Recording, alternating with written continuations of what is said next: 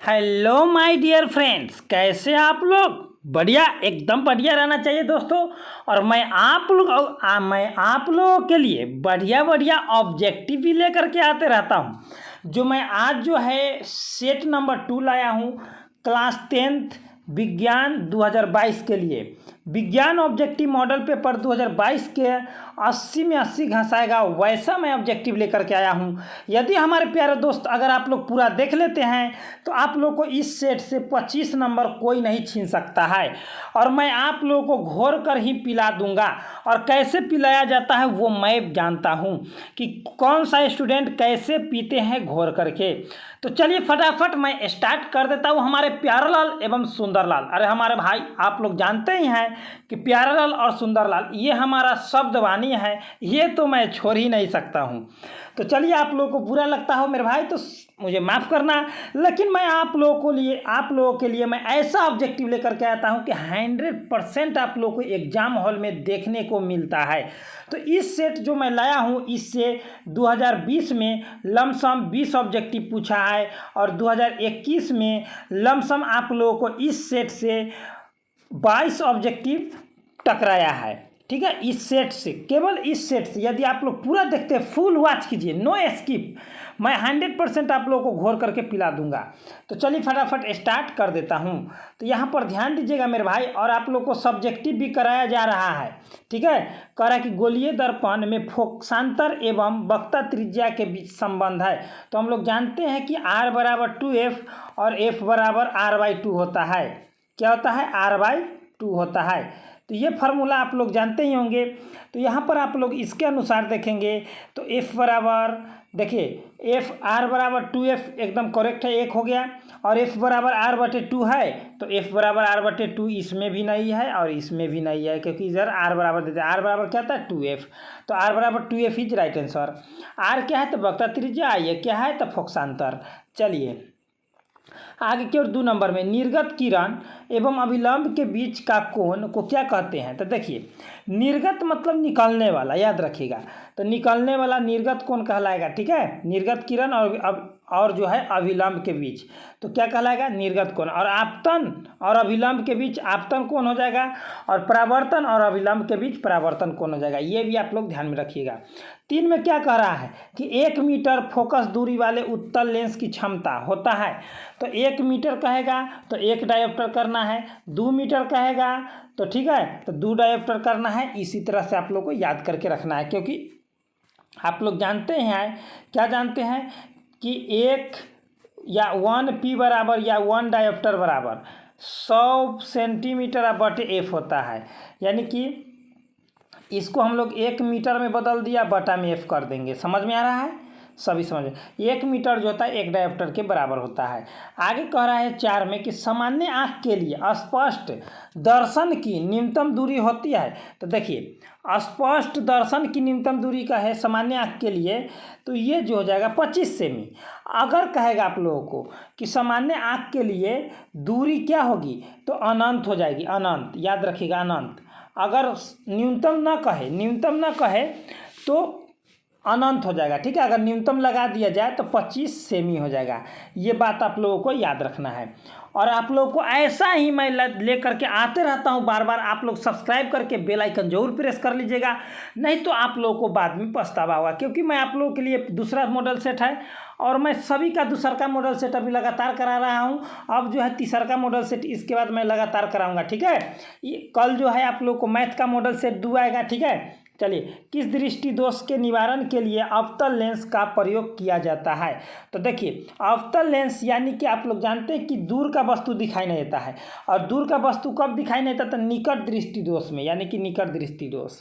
ठीक है, और जब कहेगा कि उत्तल लेंस का, तो उत्तल लेंस मतलब होता है कि निकट का दिखाई नहीं देना। निकट का दिखाई देना नहीं मतलब कि दीर्घ दृष्टि दोष। तो ये हो जाएगा उत्तल के लिए, क्या हो जाएगा? उत्तल के लिए। ठीक है, और अवतल के लिए निकट, उल्टा होता है। चलिए आगे की ओर बढ़ते हैं। 6 नंबर में, निकट दृष्टि दोष में कौन सा लेंस का प्रयोग होता है? तो मैं अभी तुरंत ही बता दिया हूँ कि अवतल लेंस का उपयोग होता है निकट वाला में। ठीक है, चलिए उसी क्वेश्चन को घुमा कर पूछ दे। 1 वोल्ट कहलाता है तो याद रखिएगा कि V बराबर होता है W/Q होता है, एक फार्मूला होता है विद्युत विभव का। तो ये W क्या है तो कार्य का ऐसा मात्रक जूल, और ये आवेश है, आवेश का ऐसा मात्रक कूलम, यानी कि जूल प्रति कूलम। तो जूल प्रति coulomb option number B is right answer. ठीक है, वोल्ट कौन सा राशि है तो अदिश राशि है। किसका ऐसा मात्रक है तो विभवांतर विद्युत वाहक बल और विभव का ऐसा मात्रक होता है वोल्ट। आमीटर को विद्युत परिपथ में कैसे जोड़ा जाता है तो आमीटर का है तो श्रेणी क्रम में, ठीक है, और वोल्ट मीटर का है तो समांतर क्रम में। अगर आमीटर का है तो श्रेणी क्रम और वोल्ट मीटर का है तो पार्श्व क्रम यानी कि समांतर क्रम में। ठीक है, आगे की ओर हम लोग बढ़ते हैं। 9 में कह रहा है हमारे प्यारे लाल और एवं सुंदरी लाल, अरे आप लोग काहे के लिए ऐसे तरफते हैं चेला सा और चेली सा, अरे हम है ना, अरे सब को होगा, अरे समय आने दीजिए ना, सब को होगा। हाँ, निम्नलिखित में से कौन सा पद विद्युत शक्ति को निरूपित नहीं करता है तो कौन सा ऐसा पद है जो विद्युत शक्ति को तो IR² नहीं करता है। कौन सा पद तो IR² विद्युत परिपथ की शक्ति को निरूपित नहीं करता है, बाद बाकी टोटल करता है, याद रखिएगा। आप लोग इसका स्क्रीनशॉट ले लेंगे। चलिए, बहुत इंपॉर्टेंट ऑब्जेक्टिव है क्योंकि ये भूलने वाला है, तो भूलने वाला चीज़ ही इंपॉर्टेंट होता है, जो याद रहता है वो इंपॉर्टेंट कथी के कुछों के नहीं। चलिए आगे की ओर हम लोग कहते हैं 1 कूलम तुल्य होता है तो हम लोग जानते हैं कि Q बराबर होता है IT, यानी कि आवेश हो गया 1 कूलम और ये हो गया एम्पियर, I हो गया समय का सेकेंड, यानी कि एम्पियर गुने सेकेंड हो जाएगा। तो ऑप्शन नंबर बी एम्पियर गुने सेकेंड 1 कूलम बराबर। चलिए आगे की ओर हम लोग बढ़ते हैं। घोर के पियाऊँगा अचेला सा को नंबर उठवाऊँगा, ठीक है, ठीक है। 1 कूलम तुल्य है, ये तो हो गया आप लोग को 1 कूलम तुल्य है। आगे की ओर कह रहा है कि किलोवाट घंटा, 1 मिनट सॉरी, हाँ, कथी कह रहा है कि किलोवाट घंटा मात्रक है, किसका मात्रक है। देखिए, अगर किलोवाट घंटा कहे तो विद्युत ऊर्जा का होगा, ठीक है, और सीधे कहे किलोवाट कहे तो शक्ति का हो जाएगा, विद्युत शक्ति का, ठीक है। वही घंटा लगा दिया जाए तो ऊर्जा का हो जाएगा, ठीक है, ऊर्जा का, याद रखिएगा। ठीक है, बात समझ में आ रहा है ना, एकदम समझ में आ रहा होगा। अब विद्युत धारा तक जानबे करते कथी का होता है, एम्पियर, विद्युत धारा का ऐसे मात्रक एम्पियर होता है इसका। चलिए 12 में 1 विद्युत यूनिट बराबर क्या होता है तो 1 किलोवाट घंटा के बराबर होता है। 1 विद्युत यूनिट बराबर क्या होता है तो 1 किलोवाट घंटा के बराबर होता है। एकदम हमारे प्यारे दोस्त, आप लोग केवल ऐसे ही जुड़े रहे, आप लोग को एकदम मज़ा आने वाला है। अगर आप लोग ऐसे ही जुड़े रहते हैं तो आप लोग को बहुत मज़ा आने वाला है, और ऐसा ही सेट मैं बार बार अभी लेकर के आते रहा हूँ, ठीक है, और आप लोगों के लिए मैं अपना जी जान लगा दूंगा मैं चला। हाँ, आगे की ओर क्या कर रहा है, जीवाश्म ईंधन का उदाहरण है तो कौन है, कोयला, लकड़ी, गोबर, गैस की सभी। तो हमारे प्यारे दोस्त, जीवाश्म ईंधन का उदाहरण जो हो जाएगा आप लोगों को कोयला हो जाएगा। क्या हो जाएगा, कोयला, क्योंकि लकड़ी जो होता है धरती के ऊपर होता है, गोबर भी धरती के ऊपर, लेकिन ईंधन उसी को कहा जाता है जो धरती के अंदर से निकाला जाता है, तो कोयला हो गया। आप लोग को एकदम घोर करके पिला दूंगा मैं। गोबर गैस एक प्रकार की है, क्या है, यदि आप लोग दोस्तों इसको डाउनलोड करके अगर देख रहे हैं तो आप लोग बहुत बड़ा गलती कर रहे हैं, क्योंकि डाउनलोड करने के बाद जो है कभी भी पूरा दिखाई नहीं होता है। थोड़ा सा देखिएगा, फिर मन करेगा कि तनका गेम खेल लेते हैं, तनका सा ये कर लेते हैं, बाद में देख लेंगे, बाद में देख लेंगे, वैसे में छूट जाएगा। जब भी मैं वीडियो अपलोड करता हूँ लगातार एकदम देखते रहें। क्या करा है, गोबर गैस एक प्रकार का है तो वो बायोगैस है कि प्राकृतिक गैस है कि लकड़ी है कि चूल्हा है। तो हमारे प्यारे दोस्त ये हो जाएगा आप लोगों को बायोगैस होता है गोबर गैस। इसका सूत्र होता है CH4 जिसको हम लोग कहते हैं मीथेन। और मीथेन में कार्बन की प्रसंकरण यानी कि कार्बन की संयोजकता 4 होता है, कार्बन की संयोजकता 4 होता है। 15 में कह रहा है कि बायोगैस का उत्पाद होता है, किससे होता है, गोबर से होता है कि लकड़ी से होता है कि कोयला से कि इनमें से कोई से नहीं। तो अभी मैं तुरंत ही बताया हूँ कि आप लोगों को गोबर गैस कहा जाता है बायोगैस को, यानी कि गोबर गैस। आगे की ओर चलते हैं हम लोग। 16 में क्या कह रहा है हमारे प्यारे लाल कि निम्नलिखित में या निम्न में से कौन सा उत्पाद लेड नाइट्रेट को गर्म करने पर प्राप्त होता है। जब लेड नाइट्रेट को हम लोग गर्म करेंगे यानी कि PbNO3 के होल ट्वाइस 2 को हम लोग जब गर्म करेंगे यानी कि हीट करेंगे तो क्या प्राप्त होगा, तो क्या प्राप्त होता है हमारे प्यारे दोस्त, तो वो प्राप्त होता है NO2 प्लस O2, NO2 और O2, एकदम याद रखिएगा। 17 में क्या करें, निम्न से कौन सही है, तो हमारे प्यारे लाल एवं सुंदर लाल, अरे आप लोग काहे के लिए ऐसे करते हैं, सभी लोग एकदम एक एक लाइक कर दीजिए और अपने दोस्तों के साथ शेयर भी कीजिएगा, सभी से यही रिक्वेस्ट है। तो एक एक लाइक करते रहे, मैं आप लोग के लिए ऐसा ही लाते रहता हूँ, आप लोग संकोच ना करें थोड़ा सा भी।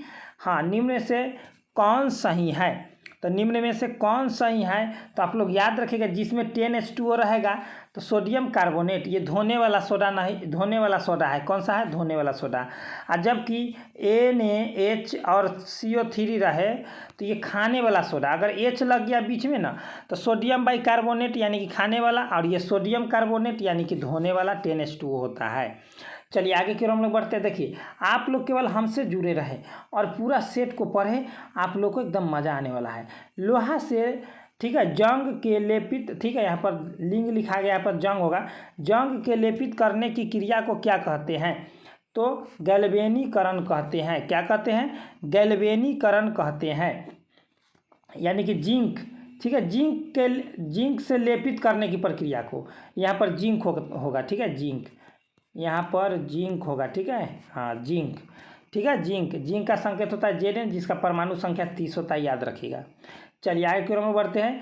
निम्नलिखित में से कौन गंधीय सूचक नहीं है, कौन गंधीय सूचक नहीं है, तो आप लोग जानते हैं कि प्याज में गंध होता है, शकरकंद में नहीं होता है ना, लौंग में होता है,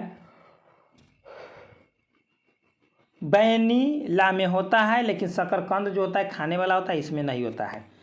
आगे की ओर 20 में क्या कह रहा है कि निम्नलिखित में से कौन द्विक्षारकीय अम्ल है, तो द्विक्षारकीय अम्ल option number D is right answer. H2SO4 यानी कि सल्फ्यूरिक अम्ल, इसी को कहते हैं या अम्लराज भी कहते हैं, याद रखिएगा। 21 में कह रहा है कि पोटास एलम होते हैं, क्या होते हैं, तो द्विक लवण होते हैं। क्या होते हैं, द्विक लवण होते हैं, एक प्रकार का द्विक लवण होते हैं। क्या होते हैं, पोटासियम द्विक लवण, यानी कि जिसको हम लोग फिटकरी भी कहते हैं पोटासियम को। निम्नलिखित में से कौन प्रबल लवण है, तो निम्नलिखित में से कौन प्रबल लवण है, तो NaCl एक प्रबल लवण है। ये बहुत इंपॉर्टेंट है, आप लोग पूरा एकदम ऑब्जेक्टिव देखेंगे, क्योंकि हमारे प्यारे दोस्त आप लोग जानते हैं कि जो पूरा नहीं देखता है वो बहुत पछताता है। निम्नलिखित में से कौन एक से अधिक अम्लीय लवण बनाएगा, तो कौन एक से अधिक अम्लीय लवण बनाएगा, तो वो हो जाएगा आप लोगों को option number B is right answer, क्योंकि ये ट्रीप्रोटानिक या ट्रीप्रोटानिक है ये, ठीक है, 3 गो अम्ल ये बनाएगा H3PO4, ठीक है। आगे की ओर हम लोग बढ़ते हैं 24 में। 1 बिलियन किसी नीले लिटमस को लाल रंग में परिणत कर देता है, तो संभवतः बिलियन का pH मान क्या हो जाएगा, यानी कि नीला को लाल कर रहा है, लाल मतलब अम्ल, अम्ल मतलब 7 से कम यानी कि 6, ये सब 7 से ज़्यादा यानी कि क्षार हो गया। ऐसे ही सब ऑप्शन में नहीं होगा, ऑप्शनों से पकड़ा जाएगा, आप लोगों को क्या करना है सो, ठीक है, याद रखिएगा। चलिए आगे की ओर हम लोग बढ़ते हैं। आगे कह रहा है कि इथेन, ठीक है, ये इथेन का सूत्र है, एथेन मतलब C2H6, मतलब कह रहा है इसमें, ठीक है, 600 संयोजक का बंध है कि 7, तो 7 है। कहिएगा कैसे सर जी 7 है, तो मैं बताता हूँ। 2 कार्बन परमाणु के बीच डबल बॉन्ड, और उसके बाद 4 को पुर गया, सब पर हाइड्रोजन बैठा दीजिए, सब पर हाइड्रोजन बैठ गया। उसके बाद आप लोग देख सकते हैं 1 2 3, 1 2 3, 3 3 6, 1 यहाँ पर 7, तो 7 है टोटल सहसंयोजक बंध, ठीक है। चलिए आगे की ओर हम लोग बढ़ते हैं 26 में। सबसे कठोरतम तत्व है, सबसे कठोरतम तत्व आप लोग नहीं, यहाँ पर तत्व न दे करके यहाँ पर पदार्थ देना था, ठीक है, यहाँ पर क्वेश्चन में थोड़ा सा डिसमिस कर दिया है, हीरा हो जाएगा। क्या हो जाएगा, हीरा। अब आगे की ओर कह रहा है कि अक्रिय तत्व है, कौन सा है, तो आप लोग जानते हैं कि अक्रिय तत्व 6 होता है ना, क्या होता है ना, अगर कर, ठीक है, केआर से कर 0 रन, तो है ना अगर कर 0 रन, यानी 1 2 3 4 5 और 6 है, यानी कि helium, neon, argon, krypton, xenon और रेडॉन, ये 6 है। याद रखें, वर्ग शून्य के तत्व या अक्रिय तत्व भी इसको कह सकते हैं, जो हीलियम हो जाएगा, ठीक है। चलिए आगे की ओर हम लोग बढ़ते हैं। आगे क्या कह रहा है हमारे प्यारे दोस्त, मीथेन में कितने सहसंयोजक का बंध है, तो मीथेन में मैं थोड़ा देर पहले बताया हूँ, आप लोग इसको कमेंट बॉक्स में कमेंट कीजिए कि 2 होगा कि 4 होगा, जिसका फार्मूला होता है CH4। तो आप लोग को लाइव चैट में कमेंट नहीं करना है हमारे प्यारे दोस्त, इसका कमेंट करना है आप लोग को कमेंट बॉक्स में, जो नीचे दिया गया है। लाइव चैट जब छोड़िएगा तो आप लोग को नीचे कमेंट बॉक्स दिया हुआ रहेगा, उसी में जाकर के कमेंट करना है कितना होता है। 28 नंबर क्वेश्चन याद रखेंगे हम, क्योंकि मैं जो भी क्वेश्चन देता हूं उसका करेक्ट आंसर आना चाहिए, क्योंकि मैं आप लोगों के लिए मैं मेहनत से कर रहा हूं, तो आप लोगों को भी मेहनत कुछ तो करना पड़ेगा। 50-50 आधुनिक आवर्त सारणी में तत्वों के वर्गीकरण का आधार है, तो आधुनिक आवर्त सारणी में तत्वों के वर्गीकरण का आधार है परमाणु संख्या, याद रखिएगा, ठीक है। और सीधे कहेगा कि आवर्त सारणी मतलब कि आधुनिक आवर्त सारणी केकर है, तो मोसले का है। किसका है, तो मोसले का है। और आवर्त सारणी की खोज किसने किया, तो मेंडलीव ने किए, मेंडलीव, ठीक है, मेंडलीव ने किए, ठीक है। और ये जब मेंडलीव ने किए थे तो वो परमाणु द्रव्यमान पर सजाए थे, ठीक है। चलिए आगे की ओर हम बढ़ते हैं। ये परमाणु संख्या पर हो जाएगा आधुनिक।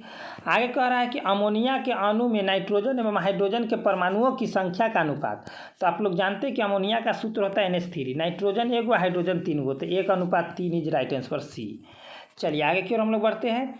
यदि आप लोगों को कहीं पर डाउट हो तो आप लोग कमेंट बॉक्स में कमेंट कर सकते हैं। यार कोई भी क्वेश्चन नहीं बन रहा है आप लोगों को साइंस का, वो भी कमेंट बॉक्स में क्वेश्चन लिखेंगे, ठीक है। इंसुलिन नामक हार्मोन की कमी से कौन सा रोग उत्पन्न होता है, तो इंसुलिन नामक, तो मधुमेह आप लोग ये जानते ही होंगे, बहुत हल्का है।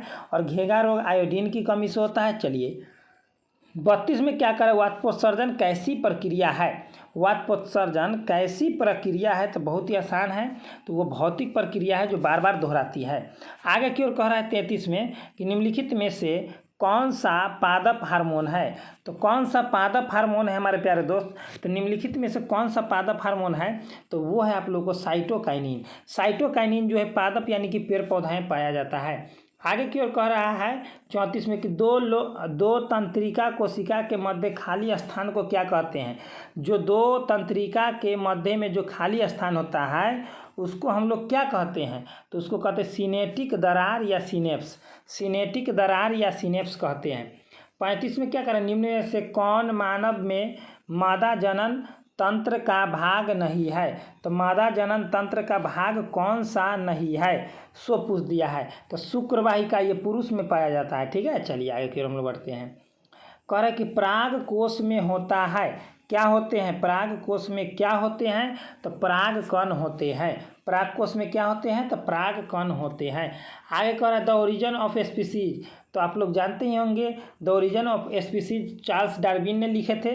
कौन लिखे थे पुस्तक, तो चार्ल्स डार्विन ने लिखे थे। आगे की ओर क्या कह रहा है, आगे की ओर क्वेश्चन अगला 38 में क्या कह रहा है, कह रहा है कि मनुष्य में कितने जोड़े गुणसूत्र पाए जाते हैं, तो मनुष्य में 23 जोड़े गुणसूत्र पाए जाते हैं, यानी कि 46 गो पाए जाते हैं, टोटल 46 गो। आगे कह रहा है 39 में कि निम्न में से कौन एक जलीय आहार श्रृंखला है, तो कौन है, घास को बकरी खाएगा और बकरी को शेर खाएगा, ठीक है। घास को बकरी खाएगा और बकरी को शेर खाएगा। चलिए आगे की ओर हम लोग चलते हैं। 40 में निम्न में से किसे आप उपभोक्ता की श्रेणी में रखेंगे, तो उपभोक्ता की श्रेणी में किसे हम लोग रखेंगे वो पूछा है, तो जंगली जानवर को। 41 में क्या कह रहा है कि सामान्य नेत्र के लिए दूर बिंदु होता है, तो आप लोग को इसका भी कमेंट बॉक्स में कमेंट करना है, क्या हो जाएगा सो, ठीक है। 25 सेमी होगा कि अनंत होगा, ये दोनों में से कोई, न्यूनतम इसमें नहीं कहा है, याद रखिएगा। मैं इसका भी मैं पिछले मतलब कि अभी तुरंत ही मैं पहला के ऑब्जेक्टिव दूसर का तीसर का मैं कराया था, उसी में था आप लोगों को, ठीक है। 42 में कौन सी गैस वैश्विक ऊष्मन के लिए उत्तरदायी है, तो वैश्विक ऊष्मन के लिए कौन सी गैस उत्तरदायी है, तो वो है कार्बन डाइऑक्साइड। कौन है, तो कार्बन डाइऑक्साइड। 43 में क्या करें, कौन सा अजैव निम्नीकरणीय कचरा है, तो कौन सा अजैव निम्नीकरणीय कचरा है, तो थर्मोकोल है। थर्मोकोल जो होता है दोस्तों अजैव निम्नीकरणीय है, क्योंकि ये जो है थर्मोकोल, टिश्यू पेपर मिट्टी में मिल जाएगा, केला का छिलका मिट्टी में मिल जाएगा, लेकिन थर्मोकोल मिट्टी में कभी भी नहीं मिल सकता, यानी कि मिट्टी के आकार में नहीं बदल सकता है। चलिए आगे की ओर 44 में निम्नलिखित में से किस लेंस की फोकस दूरी धनात्मक होती है, तो जब भी धनात्मक कहे तो उत्तल और ऋणात्मक कहे तो अवतल, तो ऑप्शन नंबर बी हो जाएगा। धनात्मक मतलब उत्तल होता है, ठीक है, ऋणात्मक कहे तो अवतल। आगे की ओर देखिए 45 में समांतर क्रम में संयोजित प्रतिरोधों की संख्या घटने के उपरांत संयोजित प्रतिरोधों का कुल प्रतिरोध क्या होता है, तो समांतर क्रम में जब भी जोड़ेंगे आप लोग तो उसका कुल प्रतिरोध का मान जो होता है क्या होता है, कुल प्रतिरोध का मान घटता है, ठीक है, क्या होता है, घटता है। लेकिन यहाँ पर क्या करेगी, कह रहा है कि मतलब कि समांतर क्रम संयोजित प्रतिरोध की संख्या घटने पर, यानी कि जब समांतर क्रम में जो प्रतिरोध जुड़ा रहेगा उसका संख्या घटाएंगे तब संयोजित प्रतिरोध बढ़ेगा, ठीक है, बढ़ेगा। चलिए आगे की ओर हम लोग बढ़ते हैं। 46 में कवक में पोषण की कौन सी विधि पाई जाती है? तो कवक में पोषण की कौन सी विधि पाई जाती है? बहुत ही नॉर्मल क्वेश्चन है, मृतजीवी है। क्या है? मृतजीवी है। 47 में का निम्न से कौन सा पद, ठीक है, पद विद्युत परिपथ में विद्युत शक्ति को निरूपित करता है? तो कौन सा पद है जो विद्युत परिपथ में विद्युत शक्ति को निरूपित करता है? तो I²R इज राइट आंसर। दो बार पूछ चुका है ये इसमें। निम्न में से कौन सा अंग संवेदी ग्राही नहीं है? तो कौन नहीं है? कान, आँख, नाक, दिमाग। तो ये दिमाग नहीं है। तो हमारे प्यारे दोस्त, आप लोग एकदम ऐसे ही आप लोग हमेशा हमसे जुड़े रहें और आप लोग जो है बिना स्किप किए हुए देखे हैं तो आप लोग को पूरा मजा आया होगा।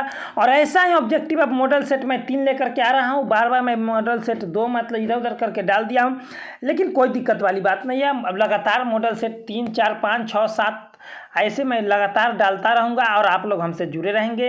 आप लोगों को ऐसा ही फ़ायदा मिलते रहेगा। और इसका यदि आप लोग PDF लेना चाहते हैं तो टेलीग्राम पर ज़रूर आप लोग ज्वाइन कर जाएंगे और व्हाट्सअप का लिंक दिया हुआ है, आप लोग व्हाट्सअप भी ज़रूर जुड़ेंगे। तो चलिए दोस्तों, इतना ही पर best of luck my dear friends. आप लोगों के लिए मैं ऐसा ही ऑब्जेक्टिव बार लाता रहता हूँ और कुछ सब्जेक्टिव भी मैं लाते रहता हूँ, ठीक है।